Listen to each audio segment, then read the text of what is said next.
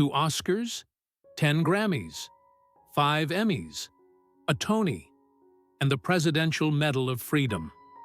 The only artist in history to achieve #1 albums across 6 consecutive decades.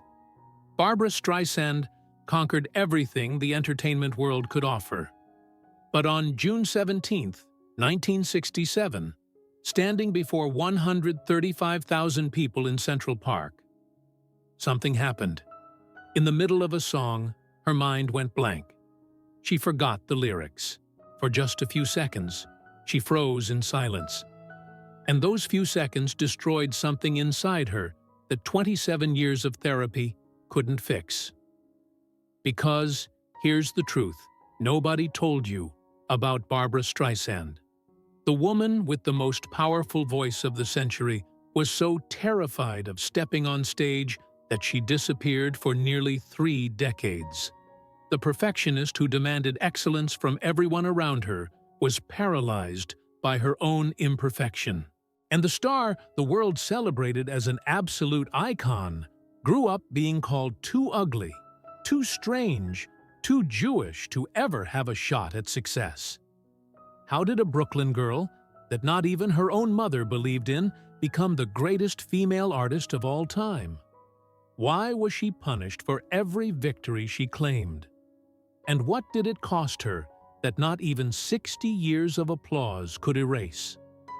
Before we answer that, we need to go back to 1942, to a cold house in Brooklyn, to a 15-month-old child who just lost her father, and to the moment rejection planted a seed that would transform into something no one could have predicted. Barbra Joan Streisand was born on April 24, 1942, in Brooklyn, New York, into a world that would waste no time teaching her she did not belong. Her father, Emanuel Streisand, a respected high school teacher and scholar, died suddenly when Barbra was only 15 months old. A cerebral hemorrhage took him without warning, and with him went any chance of the childhood she might have known. She would later say she had no memory of him, only the crushing absence where a father should have been. That void became the silent wound she would carry for the rest of her life. A father's love she never knew, but always ached for. Her mother, Diana, was left to raise 2 children alone in working-class Brooklyn, struggling to survive on a secretary's modest salary. But survival came with a cost. Diana was cold, emotionally unreachable, a woman hardened by grief and bitterness who had little patience for a daughter who dared to dream. Where Barbra craved affection, Diana offered criticism. Where Barbra sought encouragement, Diana delivered harsh verdicts about reality. You're not pretty enough. You're not talented enough. Stop dreaming and find a real job. Years later, Barbra would confess with painful honesty that her mother never once told her she was beautiful or believed in her talent. Not once. Every achievement, every milestone, was met with silence or dismissal. The wound of being unseen by the one person whose approval she craved most became the scar she would spend a lifetime trying to heal. When Diana remarried, the home became even colder. Her stepfather, Louis Kind, was indifferent at best, hostile at worst. He had no interest in the strange, skinny girl with the prominent nose and unusual voice. Barbra was left to fend for herself emotionally, a child growing up in a house where she felt like an unwelcome guest. At school, the cruelty continued. She was mocked relentlessly for her appearance. Her nose was too big, her frame too thin, her clothes too shabby. Other children laughed at her second-hand dresses, her awkward manner, her refusal to blend in. She didn't fit the mold of what a girl was supposed to be: pretty, quiet, conventional, and for that, she was punished daily. Even her voice, the instrument that would one day mesmerize millions, was ridiculed. Teachers told her she sang too loud, too strange, too different. Classmates mimicked her Brooklyn accent. Neighbors dismissed her dreams as absurd. A girl like her, they said, would never make it. But here is where Barbra's story takes a turn that separates survival from defiance. Instead of shrinking under the weight of rejection, she began to armor herself with it. If the world called her ugly, she would refuse to change. If they mocked her voice, she would make it impossible to ignore. If her mother withheld love, she would seek validation from the world itself. She later recalled, "I was always told I wasn't pretty, wasn't good enough. So I decided I would just have to be the best." That single sentence held the blueprint of everything that followed. Barbra did not seek to fit in. She sought to dominate. At Erasmus Hall High School, she joined the choir, appeared in school plays, and began performing wherever anyone would let her. Talent shows, small clubs, anywhere she could stand and sing. Each performance was an act of rebellion, a refusal to accept the verdict that she was not enough. By her late teens, she had dropped out of school and set her sights on Manhattan. With no money, no connections, and no encouragement from anyone who mattered, she walked into the unforgiving world of show business, carrying nothing but a voice and a will forged in the fires of a childhood that tried to break her. The unwanted girl from Brooklyn was about to become impossible to ignore.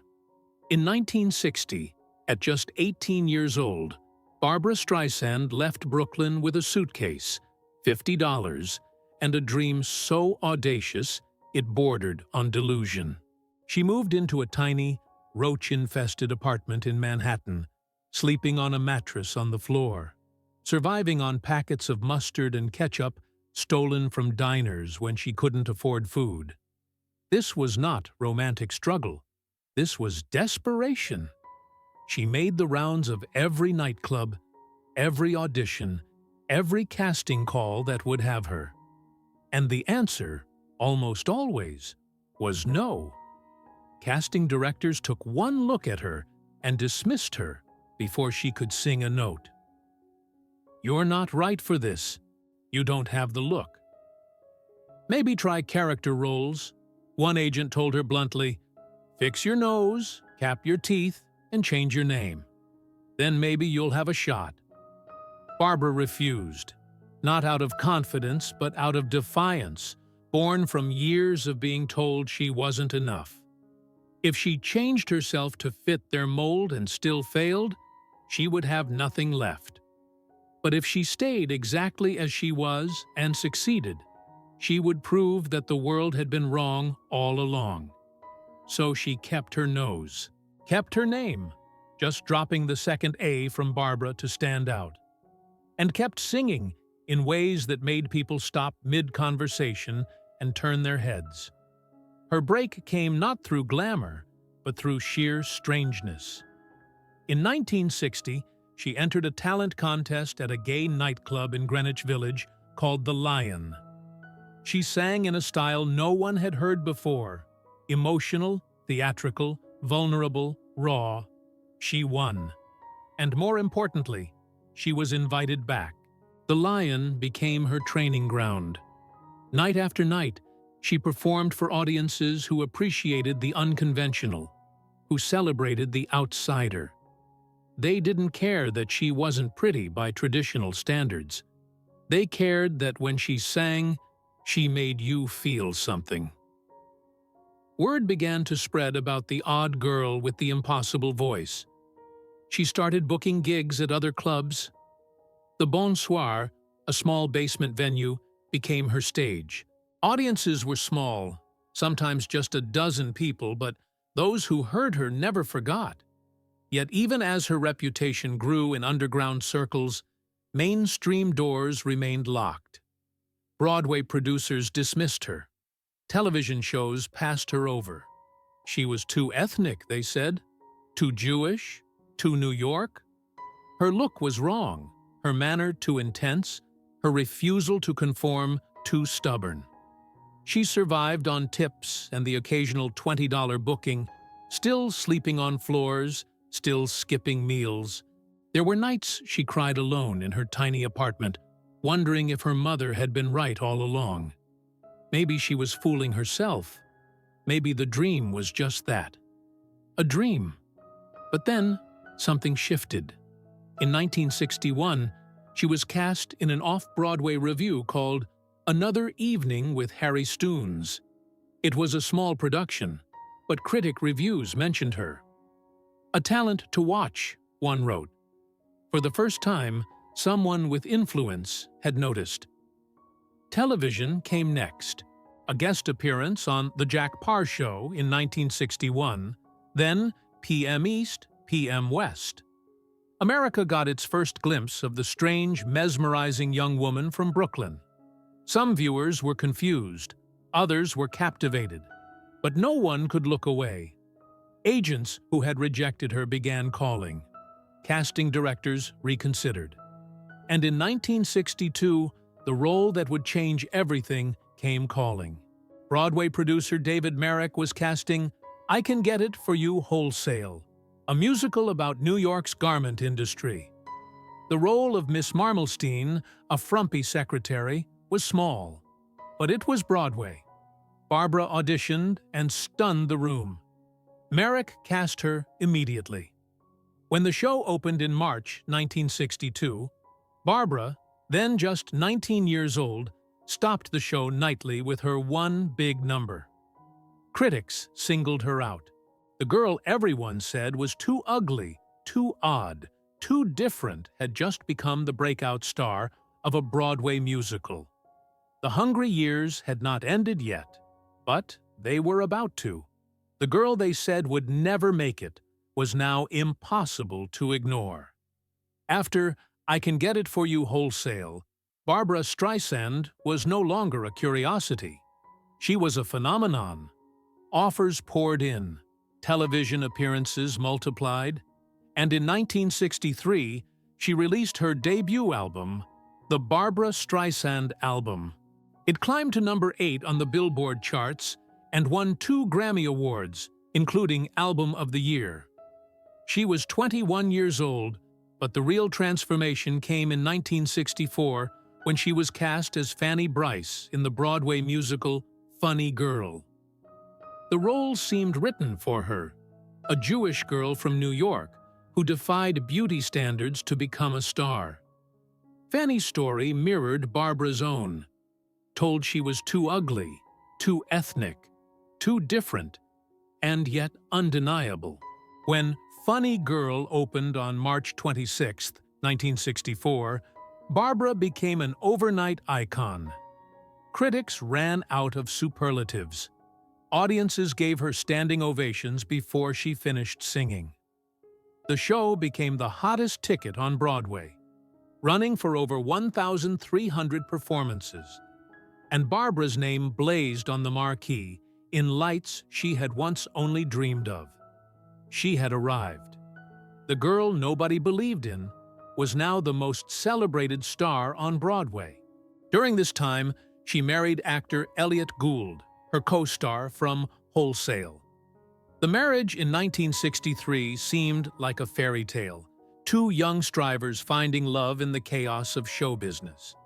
But fame is a merciless companion. As Barbra's star skyrocketed, Elliott's stalled. The dynamic shifted. She became the breadwinner, the name, the star.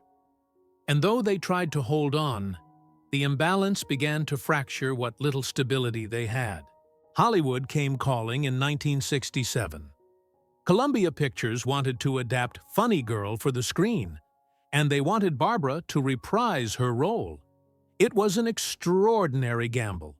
She had never acted in a film, never worked in front of a camera in that capacity, yet they were handing her a leading role in a major motion picture. When Funny Girl premiered in September 1968, Barbra silenced every remaining doubter. Her performance was electric, funny, heartbreaking, and utterly magnetic. The film became a box office hit, and Barbra's rendition of People became one of the most iconic vocal performances ever recorded.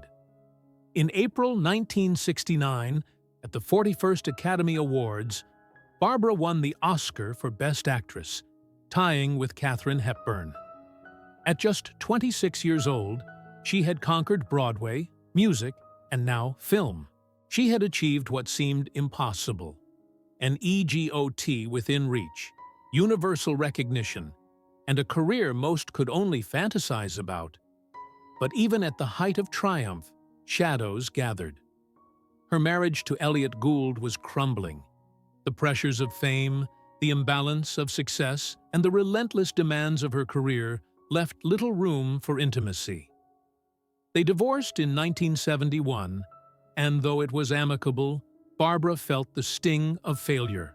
She had conquered stages and studios, but personal happiness remained elusive. Worse still, the higher she climbed, the more vicious the criticism became. Tabloids obsessed over her appearance. Comics mocked her nose in cruel sketches. Critics, often male, attacked her as difficult, demanding, controlling. The same perfectionism that made her great became a weapon used against her. She was called a diva, a tyrant, impossible to work with. Labels rarely applied to men with the same standards. And beneath it all, the wound from childhood lingered. No amount of applause could erase the voice of her mother saying she wasn't good enough. No trophy could fill the void left by a father who died before she could know him. Success had given her everything except the one thing she still craved: to feel truly loved, not for what she achieved, but for who she was. Years later, she would admit, "I thought if I became successful enough, the pain would go away." But it never did. By 1969, Barbra Streisand stood at the absolute pinnacle of entertainment.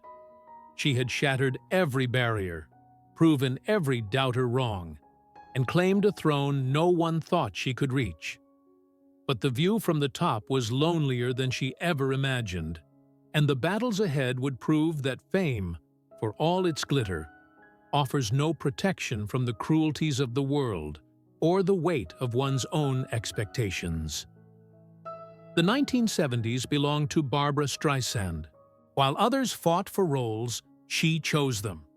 While others begged for creative input, she demanded it. And while Hollywood resisted, she forced the industry to bend to her will, though it came at a cost that would scar her reputation for decades. In 1973, she starred in The Way We Were, opposite Robert Redford. The film became a cultural phenomenon, and Barbra's performance as Katie Morosky, a passionate political activist, showcased a depth that silenced critics who dismissed her as merely a singer playing dress-up. The title song, which she sang, became one of the most beloved ballads of all time, winning an Academy Award and cementing her status as both actress and musical legend. But behind the scenes, the battle was brutal. Directors tried to sideline her input. Producers dismissed her suggestions. When she questioned a script choice or a camera angle, she was labeled difficult. When male actors did the same, they were called dedicated. She later said, "I wasn't difficult. I just refused to be ignored." Her relationship with hairdresser-turned-producer John Peters began in 1973 and became one of the most turbulent chapters of her life. Peters was charismatic, volatile, and ambitious. Together, they decided to remake A Star Is Born in 1976, with Barbra starring and Peters producing. The project became a battleground. Studio executives doubted her vision. The press mocked the pairing. Critics sharpened their knives before the film even premiered.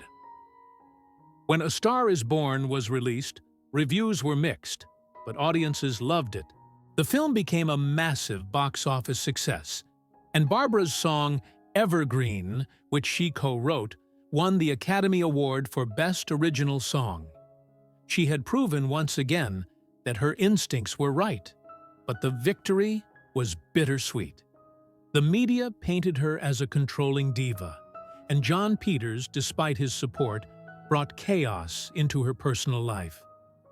Their relationship was passionate but destructive, filled with fights, reconciliations, and an intensity that left her exhausted. They would break up and reunite multiple times over the years, but the damage was done. Barbra had learned that even when she won, the narrative could be twisted against her. By the late 1970s, Barbra had a new obsession, a project she had been dreaming of for years. Yentl, the story of a Jewish girl in Eastern Europe who disguises herself as a boy to study the Talmud. It was personal, deeply meaningful, and a story she felt compelled to tell. But it came with an audacious demand. She wanted to direct. Hollywood laughed in her face. Studio after studio rejected her. "Women don't direct," they said. "Audiences won't accept it.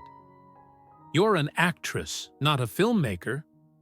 For nearly 15 years, she fought to get Yentl made, enduring rejection after rejection, humiliation after humiliation. She mortgaged her own home to keep the project alive. She spent years rewriting the script, composing songs, studying every aspect of filmmaking, and finally, in 1983, she got her chance. She would star, direct, produce, and co-write the music. It was an unprecedented level of control for any filmmaker, let alone a woman in an industry dominated by men. When Yentl was released in November 1983, critics were divided. Some praised her ambition and vision. Others attacked her for daring to step behind the camera. The film was a modest box office success, but Barbra had achieved something extraordinary. She had directed a major studio film, something only a handful of women had ever done. And yet, when award season came, she was snubbed. Yentl received 5 Academy Award nominations, but Barbra was not nominated for Best Director. The message was clear. Hollywood would tolerate her success, but it would not celebrate her audacity. She later admitted, "Not being nominated for directing Yentl hurt more than any bad review ever could." The 1970s and early 1980s had been a decade of triumph and torment. Barbra had dominated the box office, won awards, created art on her own terms, but every victory came with a price. She was called difficult, demanding, controlling, a diva who couldn't be managed. The same qualities that made male directors visionary made her impossible. She had proven she could do anything. But the world made sure she paid for every inch of ground she claimed, and the exhaustion of constantly fighting, constantly defending herself, constantly being reduced to a caricature was beginning to take its toll. By the mid-1980s, Barbra Streisand had conquered everything except the one thing she wanted most: respect without qualification, recognition without resentment, and the freedom to create without being punished for her ambition. That fight was far from over. On June 17, 1967, Barbra Streisand stood before 135,000 people in Central Park for a free concert that was supposed to be a triumph. She was 25 years old, at the peak of her powers, and New York had come to celebrate its hometown girl made good. The crowd stretched as far as she could see. Cameras captured every moment for a television special. It should have been perfect. And then, in the middle of a song, her mind went blank. She forgot the lyrics. For just a few seconds, she stood frozen. The words vanished, her voice silent. She recovered quickly, laughing it off, finishing the song. The audience cheered. No one seemed to notice or care. But Barbra noticed, and for her, those few seconds of forgetting became a wound that never healed. In the days and weeks that followed, something inside her shifted. The fear that had always lurked beneath her confidence, The fear planted in childhood when she was told she wasn't good enough suddenly roared to life. What if it happened again? What if next time she couldn't recover? What if the world finally saw that she was a fraud, just as her mother had always implied? The stage fright that gripped her was not nervousness. It was terror, a physical, paralyzing dread that made her heart race, her hands tremble, her throat tighten. She began to dread live performances. The thought of standing before an audience, exposed and vulnerable, filled her with such anxiety that she could barely breathe. So she made a decision that shocked the entertainment world. She stopped performing live completely. For 27 years, from 1967 to 1994, Barbra Streisand, one of the greatest live performers of all time, refused to step onto a concert stage. She continued making films. She recorded albums in the safety of studios, where she could control every note, every take, every imperfection. But live performance, the very thing that had built her career, became something she could no longer face. The world didn't understand. How could someone so talented, so successful, be afraid? Critics accused her of being precious, of thinking she was too important for live audiences. Fans felt abandoned, cheated of the chance to see her perform. But Barbra couldn't explain the terror without revealing a vulnerability she had spent her entire life trying to hide. She later confessed, "I was terrified of forgetting the lyrics again. It became an obsession. I couldn't risk it."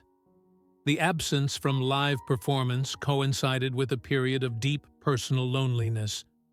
Her marriage to Elliot Gould had ended. Her relationship with John Peters was tumultuous and ultimately unsustainable. She dated, had relationships, but nothing lasted. The same intensity and perfectionism that made her an icon made her impossible to live with for those who couldn't match her drive. She spent years in therapy, trying to understand the wounds of her childhood, the absent father, the cold mother, the relentless feeling of being unwanted. She read, studied psychology, searched for answers in self-help books and spiritual teachings. But the core wound remained. No amount of success could fill the void left by a love she never received as a child. Her homes became sanctuaries, elaborately designed spaces where she could control every detail. She collected art, antiques, furniture, filling rooms with beauty, as if surrounding herself with perfection could somehow make her feel whole. But the collections, like the awards and accolades, were just objects. They couldn't love her back. Friends described her as isolated, lonely, a woman who had everything except peace. She worked constantly, directing films, producing albums, building projects, because work was the one place where she felt in control. But the cost was steep. Relationships suffered. Time slipped away. And the fear of performing live became a prison she couldn't escape. In interviews during this period, when asked about returning to the stage, she deflected, joked, or changed the subject. The truth was too painful to admit. The woman the world saw as fearless was terrified. The perfectionist who demanded excellence from everyone around her was paralyzed by the fear of her own imperfection. The silent years were not a retreat. They were survival. Barbra had spent her entire life proving she was enough, and the thought of standing on a stage and failing, even for a moment, was a risk she could not take. So she stayed away, creating in private, performing in studios, hiding the fear beneath a reputation for being difficult and demanding. But the stage, like an old lover, never stopped calling. And one day, she would have to decide if she was brave enough to face it again.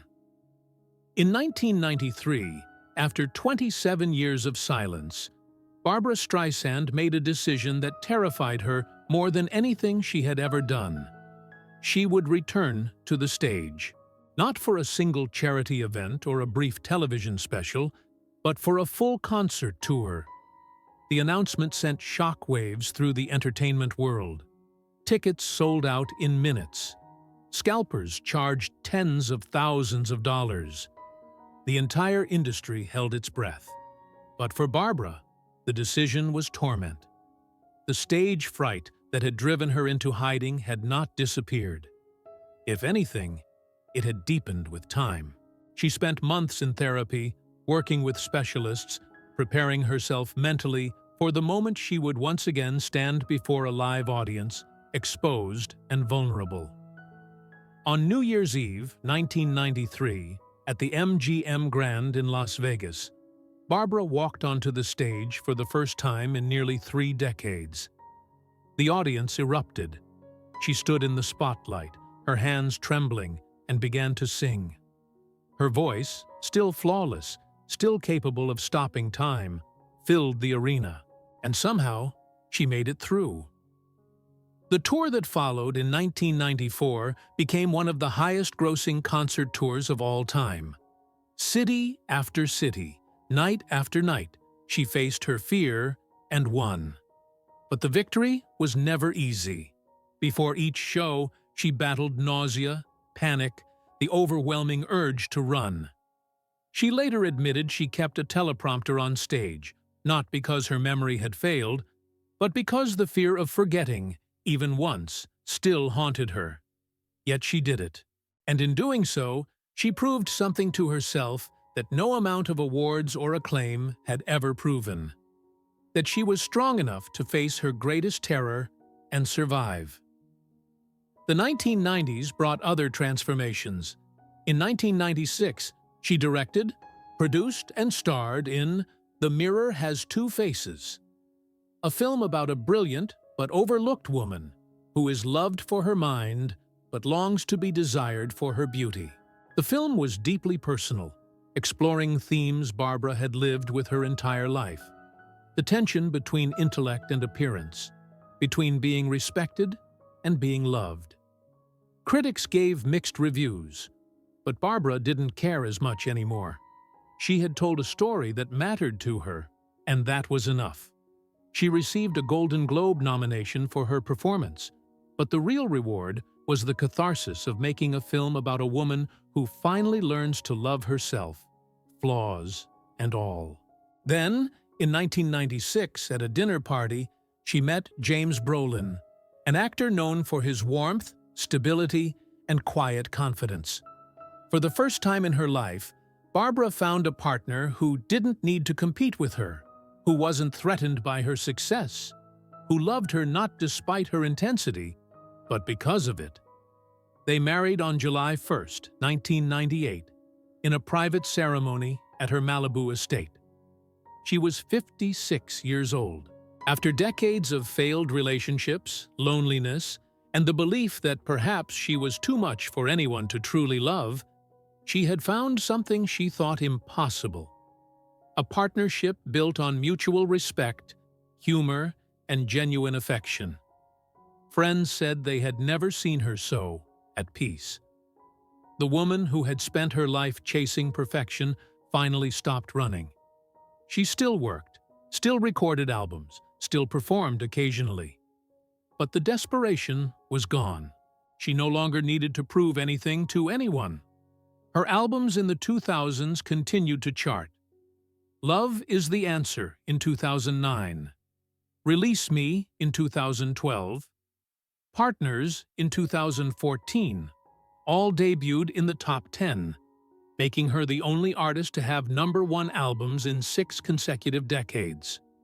The records kept coming, but they no longer defined her. In interviews, she spoke more freely about her struggles: the stage fright, the loneliness, the fear of never being good enough. The walls she had built for decades began to come down, revealing not the diva the tabloids had painted, but a woman who had survived by sheer will and was finally learning to forgive herself for being human. She bought a historic estate in Malibu and spent years designing it, filling it with art, books, and memories. She and James traveled, laughed, grew old together in a way she never imagined possible. For the first time, she was not just Barbra Streisand, the icon. She was Barbra, a woman who had finally found home. The return to the stage had been about more than music. It had been about reclaiming the part of herself that fear had stolen. And in doing so, she discovered that the greatest performance of her life was not on any stage, but in learning to live without the constant need for applause. For decades, Barbra Streisand had been told to stay quiet. Sing, act, entertain, but don't speak. Don't have opinions. Don't use your platform for anything beyond your art. It was the unspoken rule for entertainers, especially women. Stay in your lane. Barbra refused. From the earliest days of her career, she had been political. She campaigned for Democratic candidates, raised money for civil rights causes, and spoke openly about issues that mattered to her. In 1963, she performed at the March on Washington. In the 1970s, she fought for the Equal Rights Amendment. She supported LGBTQ+ rights decades before it was safe or popular to do so. But as she grew older and more established, her voice grew louder. She used her platform not just to advocate quietly, but to challenge power directly. She became a vocal critic of conservative policies, a fierce defender of women's reproductive rights, an advocate for climate change action, and a champion for gun control. And the backlash was vicious. She was called a limousine liberal, out of touch, a Hollywood elitist lecturing regular Americans.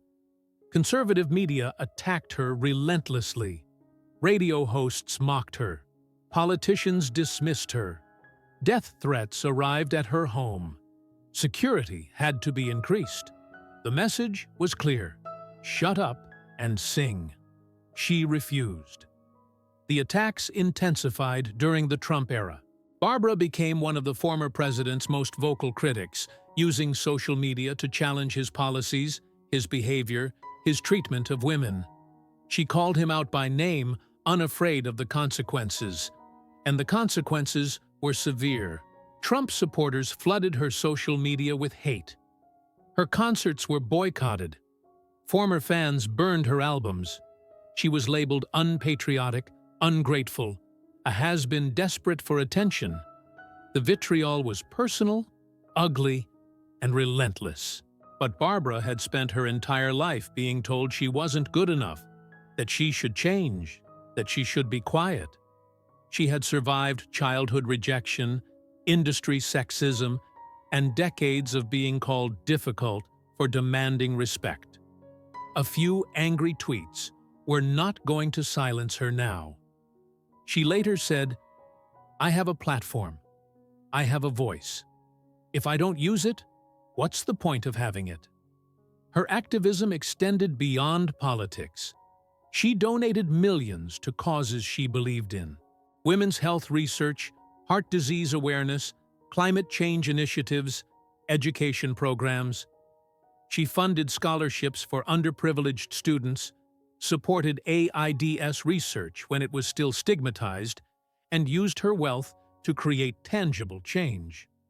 But the public often ignored the philanthropy and focused on the politics. Every statement she made was dissected, weaponized, turned into ammunition against her.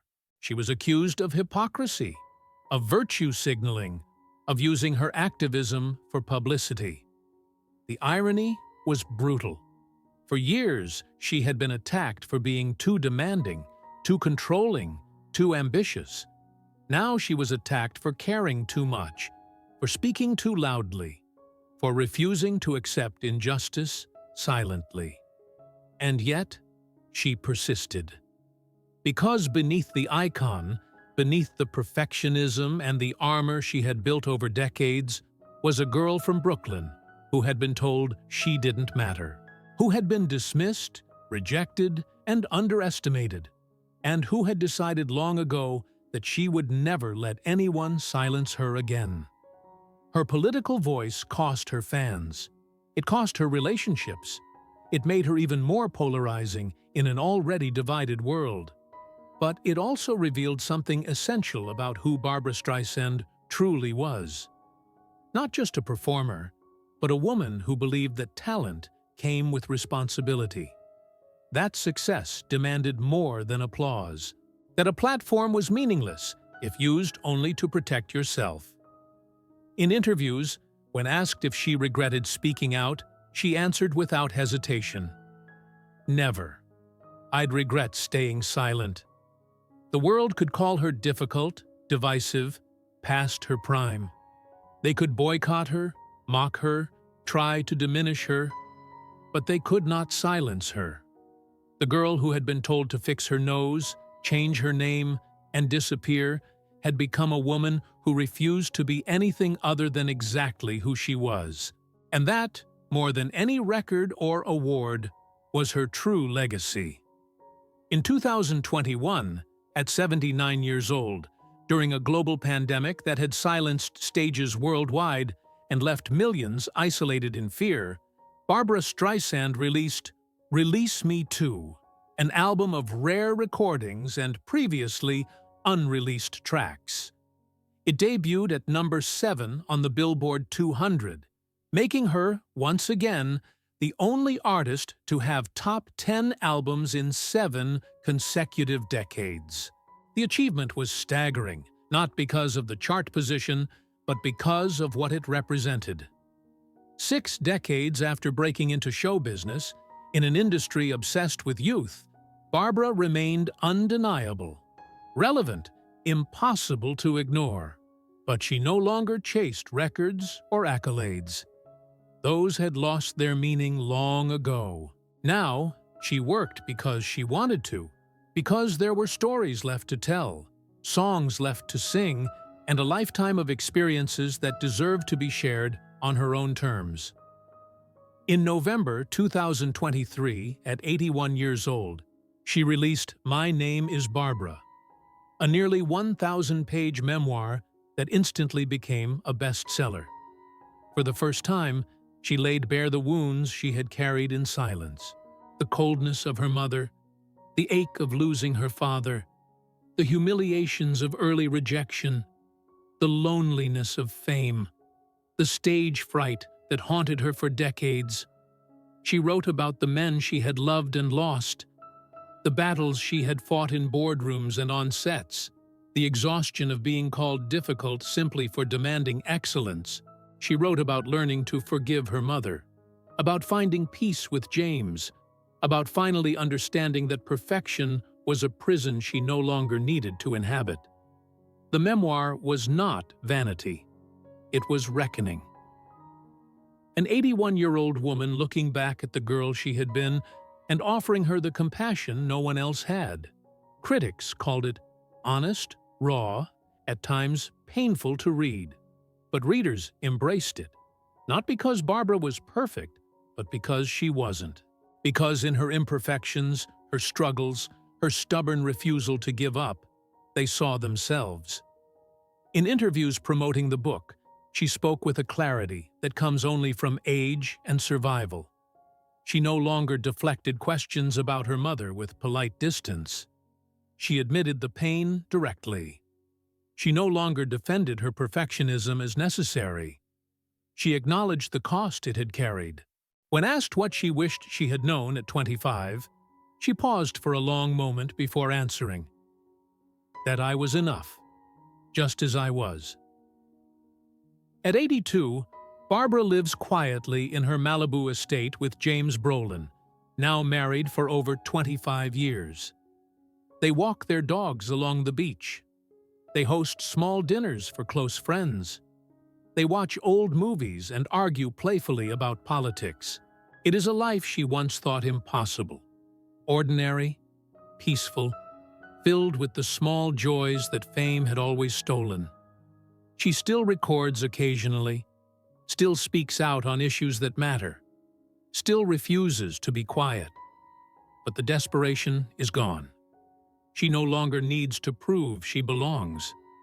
She no longer chases her mother's approval or the validation of an industry that tried to break her.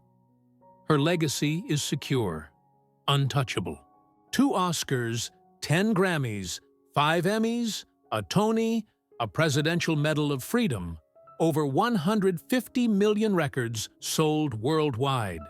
She is the best-selling female artist of all time. She changed the rules for women in Hollywood, opened doors that had been locked for generations, and proved that talent and will could conquer even the cruelest rejection. But when asked what she is most proud of, she does not mention the awards. She talks about Yentl, the film she fought 15 years to make. She talks about using her voice when it was dangerous. She talks about surviving stage fright to stand on stage again. And she talks about James, about finally learning what it means to be loved not for what you achieve, but for who you are. Her face is lined now, her hair silvered, her voice aged but still powerful. She does not hide the years. She wears them as proof of survival, of battles fought and won, of a life lived on her own uncompromising terms. The girl from Brooklyn, who was told she would never be pretty enough, talented enough, or good enough, became the standard by which greatness is measured.